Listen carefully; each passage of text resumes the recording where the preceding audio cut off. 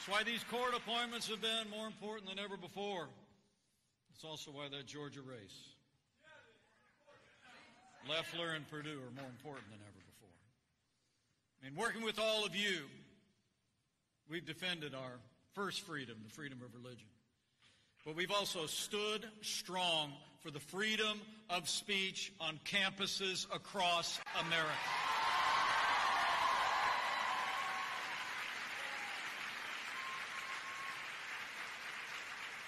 Justice Alito gave a speech a little while back to the Federalist Society. You ought to check it out.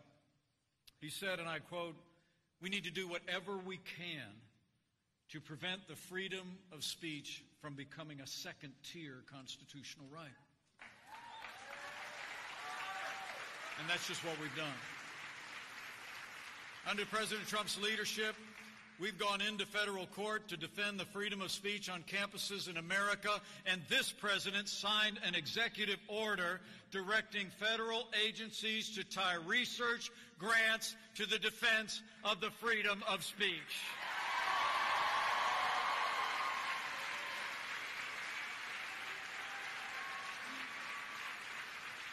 TPUSA, we have to fight for the freedom of thought and the freedom of expression on our colleges and universities and campuses across America. Got to stand up. Well, the President has stood strong, our entire administration, for all of our freedoms and the values that have made this country great. And maybe most of all to me, I couldn't be more proud to be Vice President to a president who has stood without apology for the sanctity of human life. President Donald Trump is the most pro-life president in American history.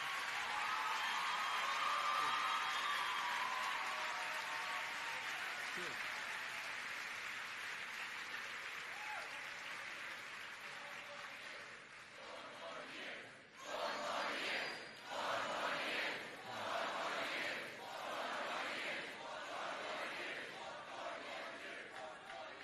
So I don't think I have to tell you this. So for all we've done, for all we have yet to do, stay in the fight.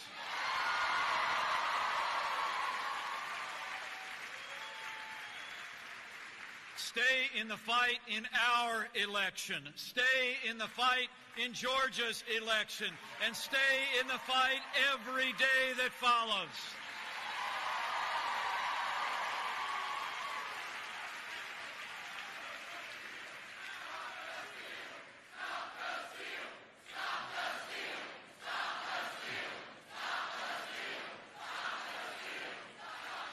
We need you to stay in the fight, to be a check on what the Democrats and the radical left want to do and what they want to undo, all that we've done. You know, our agenda is about American greatness. Their agenda is about American decline.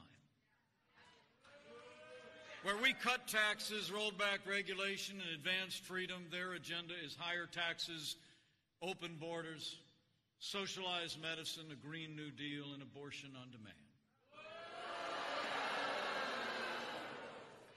They want to make rich people poorer and poor people more comfortable. We have fought to make every American richer, and that's exactly what we've done. Under President Donald Trump, median household income in America rose by the largest amount ever recorded. A rising tide lifts all boats. So men and women of TPUSA, you stay in the fight. To finish what we started, the President and I are counting on all of you. We need your voices. We need this energy. And we need your vision. We need you to stay in the fight for freedom, because the fight for freedom never ends. You know, my second favorite president used to say, freedom is never more than one generation away from extinction.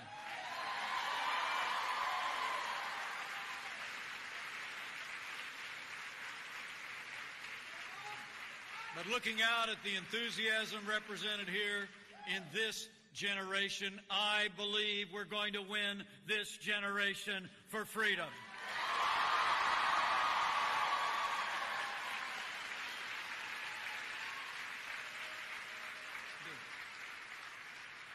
You know, today, Democrats openly advocate an economic system that has impoverished millions around the world. Under the guise of Medicare for All and a Green New Deal, Democrats are embracing the same tired economic theories that have impoverished nations and stifled the liberties of millions of people over the past century. But let's be clear. It was freedom, not socialism, that gave us the most prosperous economy in the history of the world.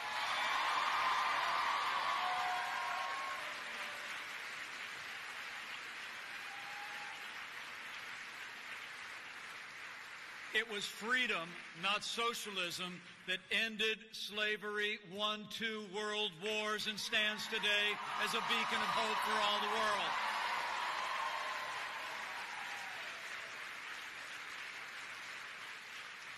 It was freedom, not socialism, that's moving us beyond the prejudices of the past to form a more perfect union and extend the blessings of liberty to every American, regardless of race or creed or color. It's freedom.